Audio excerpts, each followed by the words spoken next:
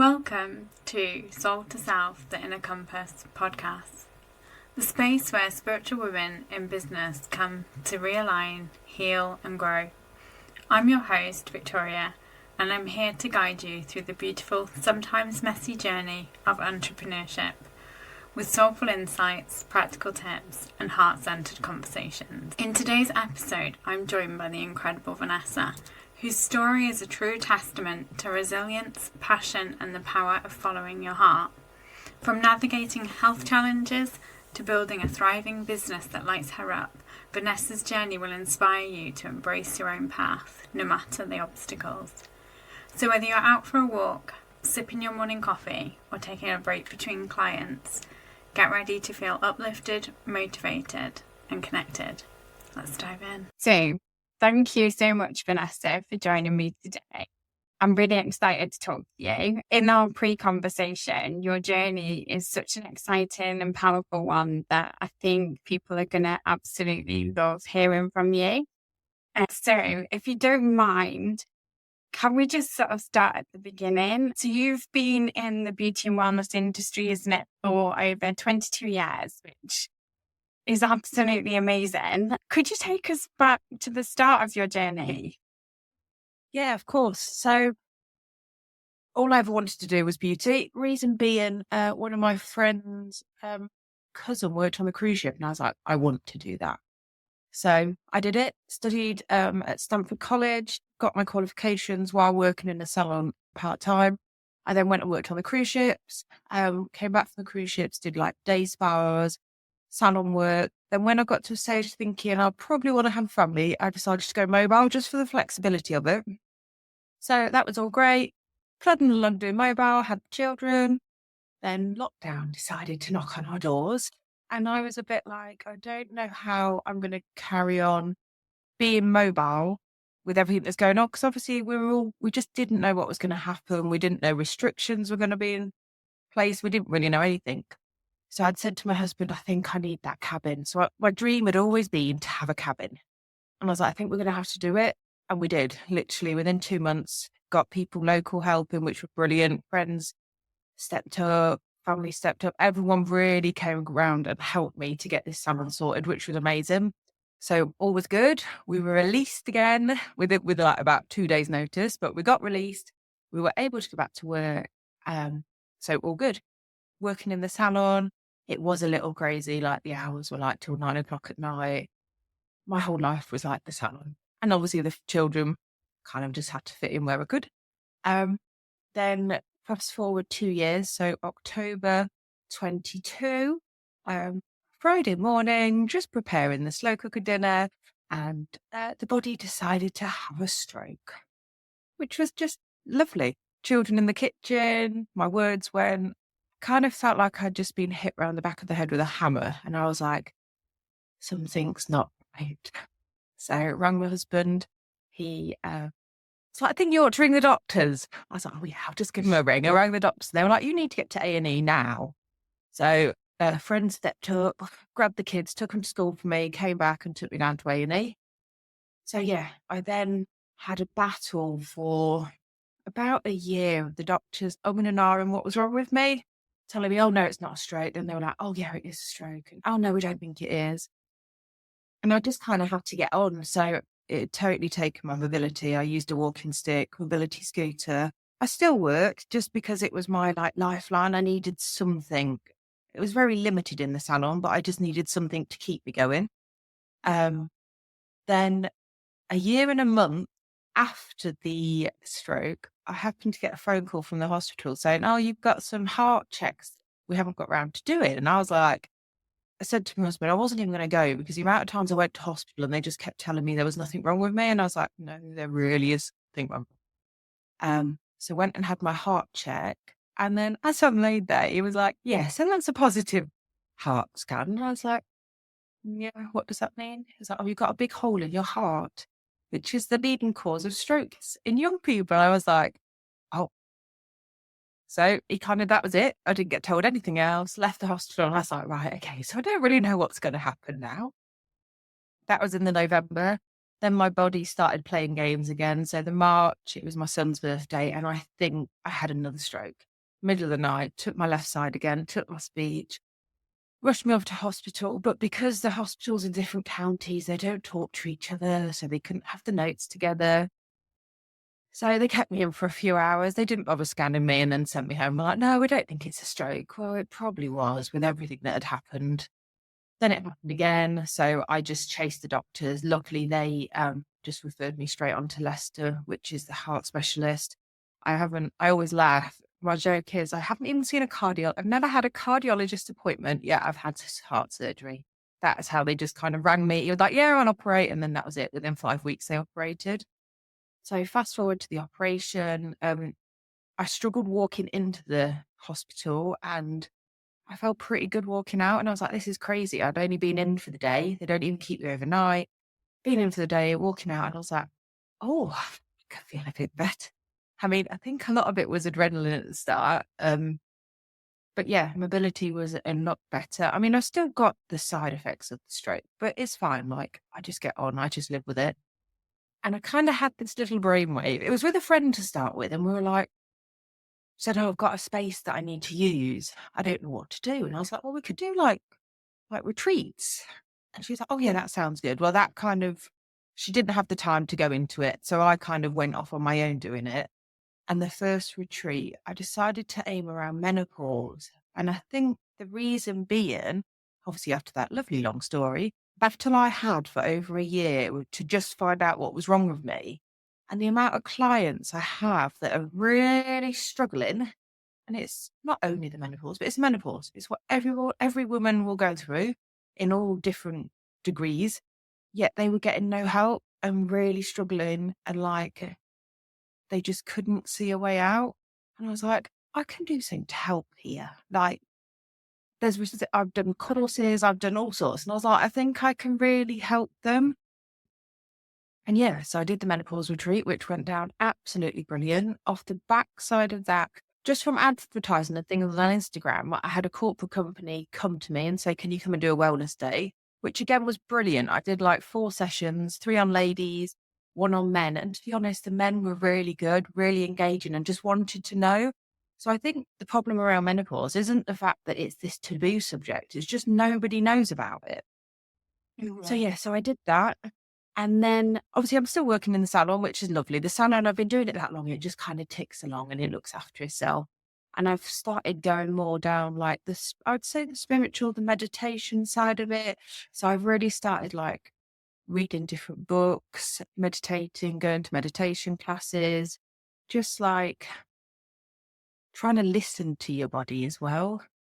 And I think your mind has a lot to answer for. You know what I mean? I think a positive attitude gets you so far. Like if you feel sorry for yourself, which God, I had plenty of times feeling sorry for myself, but if you feel sorry for yourself, it doesn't help. So I'm kind of like, right, come on. Positive attracts positive.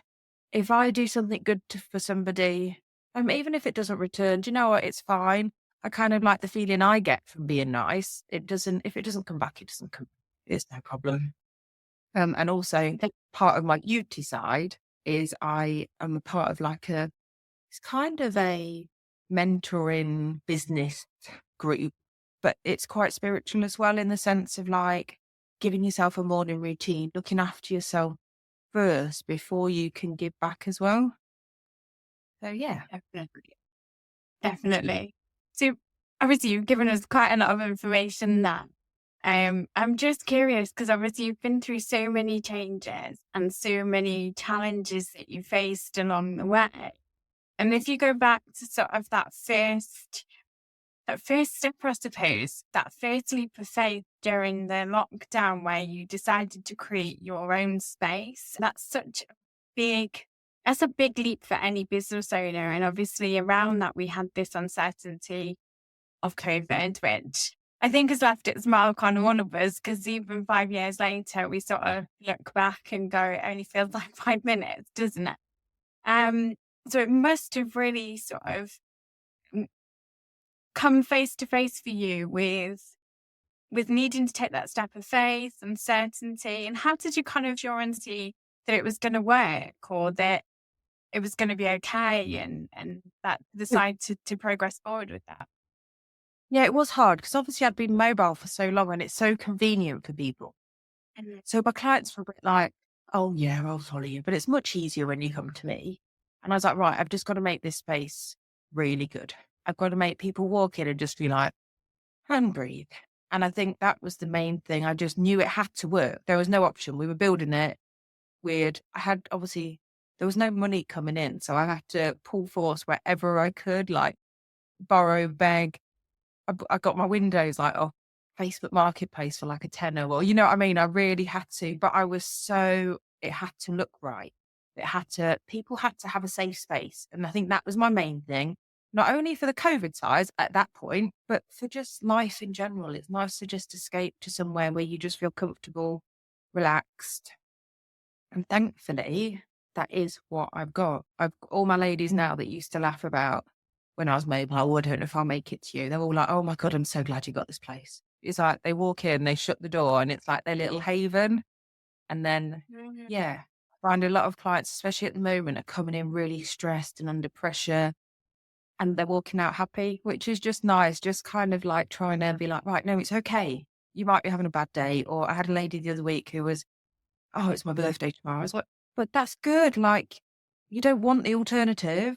Like, go with it. It's good that you're growing older. Enjoy what you've got. And her husband, Rolf, they were going out for the day. I was like, enjoy the day. Go and have a lovely day and just appreciate the fact you got a birthday and just enjoy it. I think it's just, yeah, you have to step out of your comfort zone every now and again. And normally, if you listen to your gut or you just have a feeling you got to do it, it's meant to happen. Definitely. And I guess it's a different vibe, isn't it? Because when you're going into people's homes, with the greatest of respect, yes, I think it works sometimes for really busy people who like don't have chance to, or people who can't travel. But you're going into their space that is clouded by their energy without sounding rude. But like you say, if they've got up and you're there, I don't know, say you're there at 10 o'clock in the morning and they've got up and all they've had is stress and tension from children or partners or whatever in the morning, you're walking into that energy, and with the best will in the world, you can't transform it as much as you can when they walk into your space, which you've created a relaxed energy and a bit of time for them. So it's completely different, isn't it? It's really interesting. Oh, yeah, 100%. You can't, like you said, you can't change someone's energy in a house like you can getting away from that space and just walking into a new, even if it's only while they're in the salon. But a lot of people say they walk out, they're just like, oh, okay. I was like, right, yeah, that's good. That's what you want. You want to just take time, isn't it? I think everyone's gone, I think we're worse now since COVID. Like everyone said COVID made us stop and it did, but I think people are traveling at like 500 miles an hour now, trying to, I don't know, they've just gone mad again. Definitely. And you kind of had that twice, didn't you? Because Mm. obviously it took the doctors a long time to give you some clear answers on what was going on. And in the meantime, you had this business that you just kind of transformed with a different kind of pressure to it. And you had these health concerns and realities, you know, your health was stopping you from being able to do things. And how did you manage to kind of keep going through that? 'Cause, yeah, again, it was another, feels like uncertainty is a bit of a theme, isn't it? For you on this journey a little bit. Yeah, I think me and my husband are just kind of, before the final heart scan, we'd kind of come to the conclusion like this is how my life was going to be now. And it's fine. We've like made those modifications in the house and people wouldn't necessarily see to just look at me. So you can get a lot of judgment when people look at you like you got your disabled badge or they look at them and you can hide things really well. But I just think we're in the headspace of like, do you know what? It's fine. It could be an awful lot worse. I can still work. The salon still runs. I'm lucky I've got the salon here because I wouldn't have managed like going out, driving, doing a day's work, coming home. And I could very much work it around myself. So I think it was more, I couldn't give up. I had to keep going. And I think it was that attitude of like, no, come on, just get a grip, get on with it. If this is how you are, we've just got to live with it. We can't, like I said, I can't sit and feel sorry for myself. If I had to sleep most afternoons, but it was all right. I just filtered that into my day. I have my little nanny nap to like boost me up again, and then I just carry on. It's really good to hear, because like so many women who are in holistic and healing professions struggle with balancing their own well-being, and they kind of they know what it takes to be healthy and what people should do, but for some reason there seems to be this barrier between looking after yourself and giving to other people. And I suppose sort of like, now that you've had to have that awareness, and you have to have that awareness in your life, how good would you say that you are at recognizing the signs that you need to slow down a little bit? And do you do it? How do you? Well, I'm a lot better, but my delightful body doesn't hide it very well. So part of when I had the stroke, it affected my speech a lot. So when I'm tired, my speech starts playing up. So I can't even hide it. My husband will just look at me, or someone will be like, Vanessa, you need to slow down. I'm like, oh, yeah, I'm okay. But I do try now. So I have quite a strict morning routine that I do. So I get up a bit earlier than the children. I'll read whatever book I'm on at the moment. I'm normally trying to kind of like businessy, but spiritual. You know what I mean? Like a book that I'm getting something from. I'll then do a little gratitude diary of the day. I was telling a lady about it yesterday. She's like, I don't have anything to be thankful for. I was like, of course you do. I was like, is your house warm? She went, yeah. I was like, there you go. I was like, do you have food on the table? Yeah. I was like, do you know what? They are things to be grateful for. Even when you think you've had a bad day, there is something you can pick at. So I do my little gratitude diary, and then I'll do a little list of jobs I need to do for the day. I've not quite got to the time scheduling bit, but I've got to the list. And I think at least the list, I'll then go through ticking it. Do some little affirmations, just to be like, just trying to keep my head in the positive state.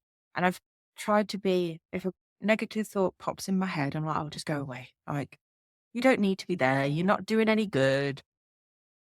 And yeah, just try and stay on that positive, taking time, try to do like a little meditation in the morning. Even if it's like 5-10 minutes, don't get me wrong, I am not a morning person.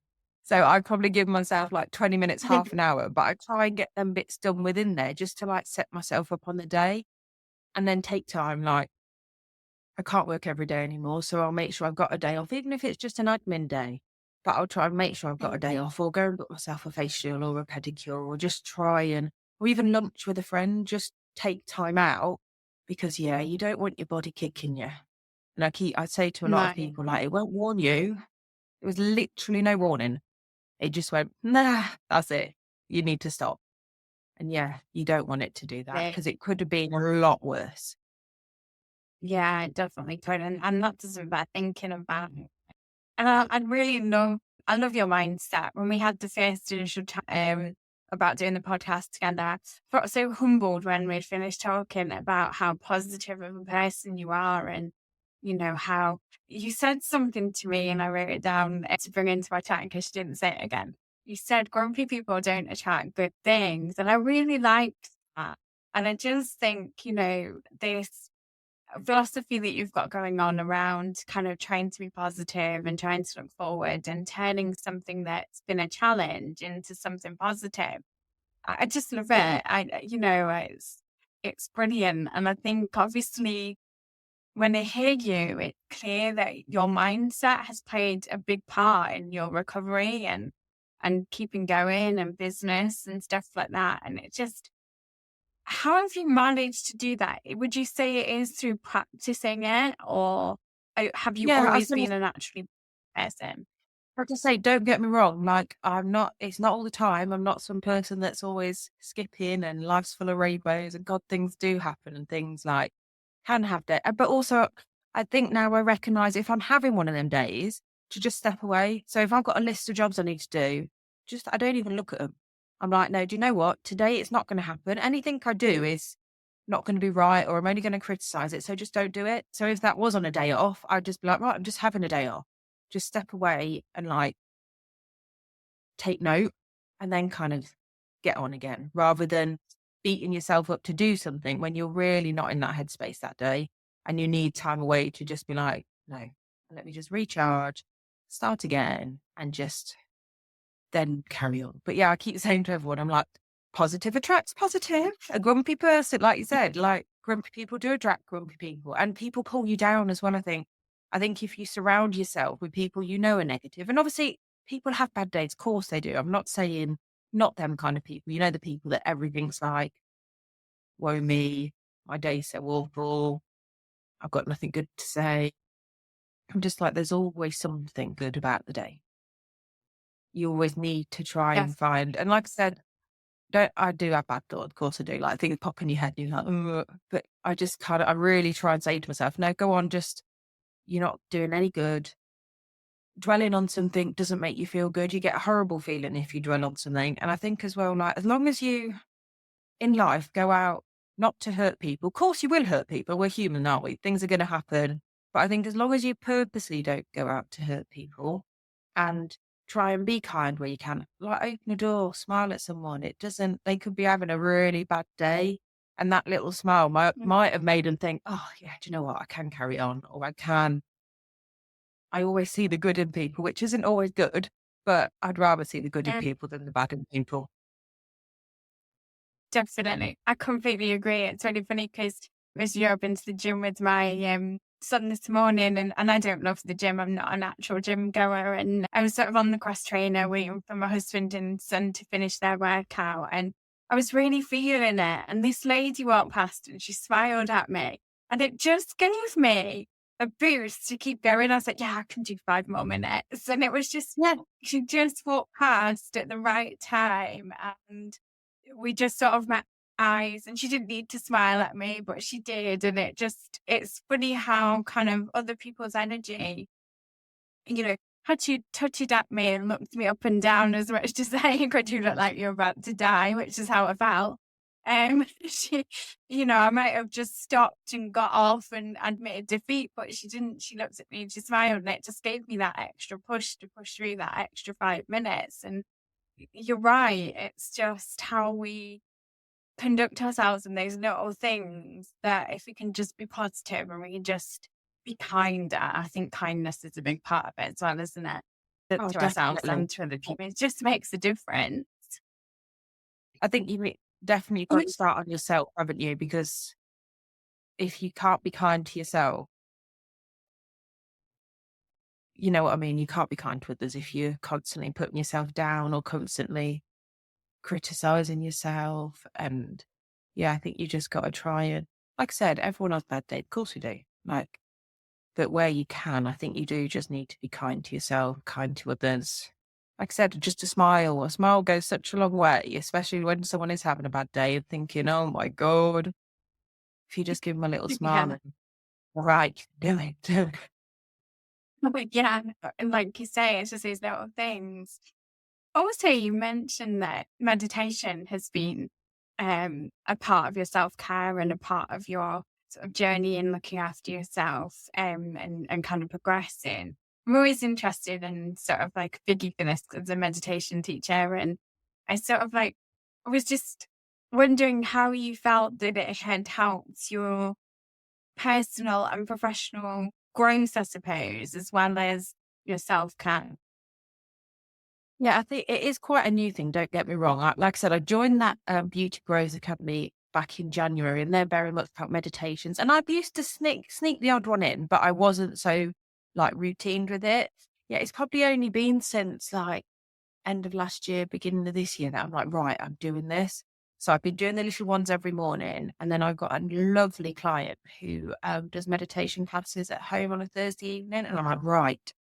So I've made sure my diary is free to go to her classes, and it just makes you just feel nice. I took my mum last week, and my mum has never done anything like this. She's like, come in. I'm like, right, okay, just keep an open mind and just go with the flow. And she walked out, she's like, oh, I feel lighter. I was like, yeah, exactly. I was like, even if it just has a positive effect on you, um, there's no bad of it. And I actually came back last weekend, and then I've spent the weekend doing a teaching meditation course. Not that I even know if I'm going to go into teaching it, but it's just really intriguing me at the minute. So I'm like, just go with it, just see where it goes. And just like I was reading the part on it last night about how they're encouraging schools to take it up. How I mean, it was a bit American based, but I think it was between 13 and 18-year-olds, 45% of them have like anxiety disorders and all this kind of stuff. And they're saying how much meditation will help going into schools, not only teaching the teachers to teach the students or even just going in and doing little lessons to them. But I always get my kids doing it without even knowing they're doing it.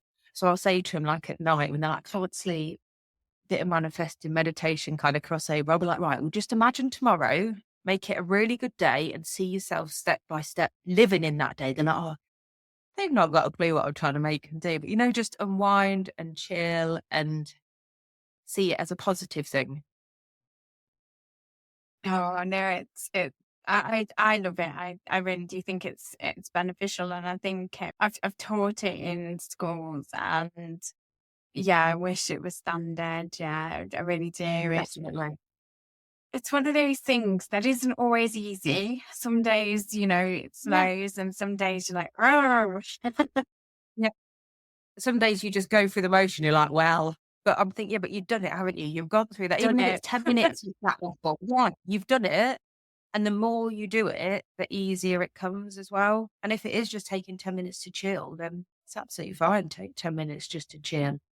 And yeah, no bad comes of it. No, definitely. And I think even those days where it's hard and being in your own skin's hard, do you know what I mean? And you can't switch off and things like that. It's just makes you feel good for even trying. Well, yeah, definitely. Like everyone says, like with you with exercise, you never want to go, but you never regret going. You always feel better. I felt pretty smart this morning. I felt like, yay, that's a tick. Yeah, well, you do, don't you? Like a bit of self-love, a bit of self-care. We all feel better, and it's like nice if we look nice, and we just have to love ourselves, don't we, really? Because, well, if we don't, we're not going to encourage it, are we? Definitely, absolutely. I could take this conversation on so many tangents. I'm trying not to, but it's that self-love and self-care is so important. And I think the sad thing is, I don't know, I'm not speaking for you, but certainly for myself, I didn't realize that until I was a little bit older, and I wish I'd realized that when I was younger. And just if I could go back and probably tell my younger 20-year-old self something, it would probably be that. Yeah. But I do think everything like happens for a reason. So I can actually say hand on heart now, which I haven't been able to say, like I wouldn't change the last 2 years because everything happens for a reason. There's a reason why it happens. And I haven't been able to say it, but like since Christmas, I've been a bit like, do you know what? I wouldn't be where I am now. I wouldn't be holding my retreats. I wouldn't be holding my corporate days. I feel like I'm helping a lot of people, which is really nice to like help people. And just like when I have clients that are really down or really struggling, if I can just give them like little tips or things I've tried that help, it's just a nice feeling to get. But I think you get that with growing older as well. You know what I mean? Just life experiences. I keep saying I've had an experience. My body thinks I'm 80 years old. So, it's fine. I'm like, I know what it's like to be an old person now. And I've kind of gone back again. So it's all right. Bless you.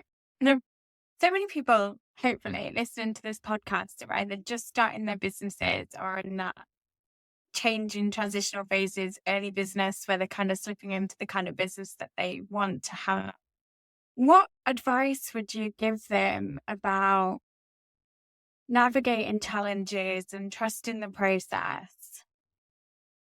I would say with the little morning routine thing, definitely get yourself a morning routine because I just think it sets yourself in a positive mindset for the day. You're like, right, I can do this. Then I would say if you're in, say, my industry, say you have a couple of clients cancel, don't beat yourself up. Don't say, oh, woe me. Do something productive to get more clients back in again. So don't go sit, watch telly and eat a load of chocolate. Maybe like get some advertising together, do a little course. There's plenty of courses that pop up that some of them are even free, but you know what I mean? Some are very small amount of money. But I think if you constantly show that you're growing in the area that you specialize in, that's a great one. And you just have to believe in yourself as well. If this is something you really want and that feels right to you, it will work. But it's got to feel right as well. Don't go into something thinking it's just about the money. I think, of course, we all need money. I'm not saying we don't need money at all. But I think if something doesn't sit right with you, you're not going to be happy. You're not going to get to where you want to be if it's not right for you. It's finding it, Mm. isn't it? It's Yeah. finding what works for you. I always say I'm so lucky. I don't really feel like I work because I love my job. But again, in my industry, in this kind of service industry, I don't think you can do that job without loving it, because people will know you don't like it and they'll get that vibe off you. They'll feel like an inconvenience, and that isn't what they should get in. You should be giving off the positive and I think you just got to stick to it if it's what's right. You know what I mean? If it's something you've always wanted and you know Yeah. it's right, it will be right. You've just got to dig deep, go out of your comfort zone. God, I used to, when I first started my mobile to start with, I used to go to school fetes. I did like town fetes. I did all sorts. I didn't make any money at them, but people just got to know me and see me. And I'm lucky, like where I live Mhm. now, most people, if you said, what does Vanessa do? Or do you go to Vanessa? Even I say to clients, even if they come to me once a year for that holiday, they're always welcome. You don't have to be in every 2-3 weeks to be a client. If you come to me, you're one of my clients. You can come to me whenever you want to come. You know what I mean? There's no strict rule in when you have to do it. And I think, I love. yeah, I think with business, you just got to go with it, haven't you? If you know it's right, go out your comfort zone, work your arse off, but you won't have to always work your arse off to get where you are. Definitely. Definitely. And I guess the thing is, I think if you're not feeling it, obviously I'm very spiritual. I'm very into the how it feels as much as the practicality, because I think the two have got to go together. And I think if you're not feeling it, there's something behind why you're not feeling it. And I always think, check in. Is there something you need to learn, or is there something that you're doing that goes against your values, or your why, why you're doing it? And I think it's just making sure that you don't have that fear aspect going on, and you are open to, like you have been quite inspiringly, but open to kind of navigating challenges and kind of going with the flow a little bit sometimes when you have to, but also being then proactive to keep driving that forward. So it's like balancing all the time, isn't it? Yeah. I And I always think think as long as you're going forward, just keep moving. Yeah. And I think at the start of the business, you have got to kind of face facts that your life is going to be your business to start. But that's fine. It won't always be like that. But you do just have to jump feet first in. Like, I'm quite lucky around here. I've found some good like networking groups. And even if it's not the same industry, it's so good. I mean, the one I go to is a women's one. Obviously, men, women networking, but finding people that lift you up as well. So if you're thinking you don't have to be in the same industry, you don't have to do the same stuff, but by surrounding yourself with other business people or other like-minded people, I think that really helps as well. And sometimes, especially if it's your own business or you're self-employed, sometimes family or friends are not the right people to speak about it to start with. You need to be speaking to people that kind of do it or are on the same wavelength as you, because you might say something to family and be like, really? But you can make it work, or it will work. But sometimes it's surrounding yourself with the right people, isn't it? Like we said, it's yeah, knowing who your people are that can help you and work alongside as well. de- definitely. Family and friends are a little bit like your reptilian brain, really. At their foremost, they're there to protect you. They don't want you to put Yeah, yourself in a exactly. situation where you might get all that you're Yeah, looking for. And so sometimes with the best one in the world, they're not the best. They're not the best people to kind of no, like be helping you in business. I often give that bit of advice actually to clients, and they come and they say, "Oh, my mum follows me and my sister and all my family will see this." And the first thing I sort of say to them is, with respect, go and ask your family to unfollow your socials. yeah, Be friends with them on socials, obviously, but if it's primarily for your business, get them out of your mind. yeah. Don't worry about what they are thinking and judging. Because like you said, they're your protectors. They don't want you to be put at like, oh no, is someone going to criticize them? Is someone going to make a comment that upsets them? Or you know what I mean? They only want to protect you. But sometimes you just got to push out of your comfort zone, haven't you? It can't always be comfortable to Definitely, start with. But like I said, it doesn't last definitely, and forever. that You're at the point when it does, like I said, my salon runs lovely and I'm pushing more on my retreats and my corporate days. just because that seems to be where I'm pulling at the moment. I don't, like I said to you, I don't know where it's all going. It's all going somewhere. It's all leaded somewhere. But yeah, it isn't always got to be hard. You've just got to find your balance. But there isn't a lot of balance to start with. Yeah. So, like, as someone who supports people in like starting up, I'm all for creating that balance as much as possible as you can at the start. But I think, like, hearing you and remembering, oh my God, all the years ago that I started out as well, there's two things that keep you going. One is excitement, because it's like, I'm doing a thing. And then it's kind of like habit. And I think sometimes the earlier you can get those boundaries in place, the better. But at the start, I think it's really hard. I think it's really hard Oh, yeah. to, like, when Definitely. you're on a roll with something, it's hard to say, right, okay, I've worked 8 hours today. I'm going to go have family time. I think you Yeah, get there but eventually. You do. I think anyone you speak to, it doesn't matter the industry they're in, to start with, it was really hard and there wasn't a lot of balance.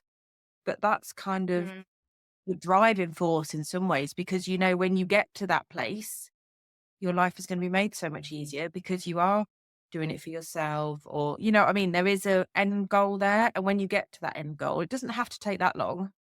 It can really, like, yeah, just make you breathe, can't it? Make you think, yeah, do you know what? I've done that. And I think that's another thing. You don't celebrate your successes either enough.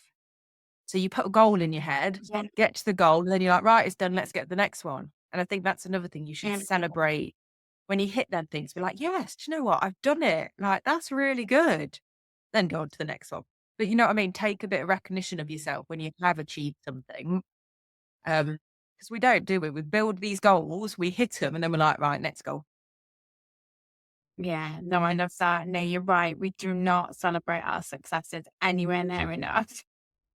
Absolutely. Definitely not. Oh my gosh, definitely not. It's been so lovely talking to you again. And I think you've kind of led into nicely of like where you're going. You don't know where you're going, but you're just on a journey and you're following it. You're following your heart and you're following your passion, which is, I think it's incredible. It's so inspiring. And I'm so humble. I find it so humbling to talk to you and hear everything you've been through, and you just keep getting up and carrying on and being so positive and pragmatic about it. So before we go, most important thing, where can people find you? Where can people get in touch with you if they want to be part of your world? Okay, so I'm on Instagram, which is Beauty Within by Vanessa. And then also my Amazing. website is www.beautywithinbyvanessa.co.uk. Try and keep them so Amazing. people just love them. My web designer did tell me off. She was like, that's massive. I was like, yeah, but that's what everyone knows me as. So I just keep it as that. But yeah, so I have a section on there with like any retreats that are coming up. But there's like ask me questions and things. And yeah, if anyone wants to get in touch, just drop me a message. It's no problem. Oh, that's amazing. No, that's brilliant. And I will drop the links in the podcast as well, because I think following your journey and hearing about it is so inspiring for anyone, especially starting out in the beauty industry, which is it's an amazing industry. And it's just, I love going and getting my nails done. Obviously, I'm not local to you, or else I would use your services. I just always come out and it's my guilty pleasure. It's like, it doesn't matter if my hair I'm not as fussy over, but my nails, I don't know why. Once I've gone and had them done, I feel like I'm just worth more. And I know it's not a real thing, right? But I think it's bizarre, isn't it? yeah, I think the industry is really underestimated. So like at school, you're like, oh, well, if you end up doing beauty, it's because you can't do anything else. And it isn't. It's like a really good industry to be in all aspects. Like you can earn really well. You can be happy in what you're doing. You're like I said, I don't even feel like I work. So it's great. Yeah, I think it's a lot underestimated at the industry and the service industry, just thinking it's just an easy cop out. And it isn't an easy cop out. And you can do really good things within the industry. No, it's amazing. Thank you so much for being here today and sharing your story. I can't wait to see all of the lovely things that you continue to create. I just wish you so much whatever it is that you want, I just hope it all comes to you in abundance. Thank you so much for tuning in to this heart-opening conversation with Vanessa. I hope you enjoyed her story as much as I did, and I hope it reminded you of the power of resilience, staying true to your passion, even when life throws unexpected challenges your way. Remember, your journey is uniquely yours, and every twist and turn is shaping you into the person and business owner that you're meant to be. If you enjoyed this episode, I'd love for you to subscribe, leave a review, or share it with someone who needs a little inspiration today. And if Vanessa's story resonated with you, be sure to connect with her. You'll find her details in the show notes below. Before you go, don't forget to grab your free Soul Aligned Success Guide. It's designed to help you align the energetics and practicalities of your business so you can grow with clarity and confidence. You'll find the link in the show notes. It's the perfect next step on your journey. Until next time, keep following your heart, stay aligned, and trust in your journey. See you next time.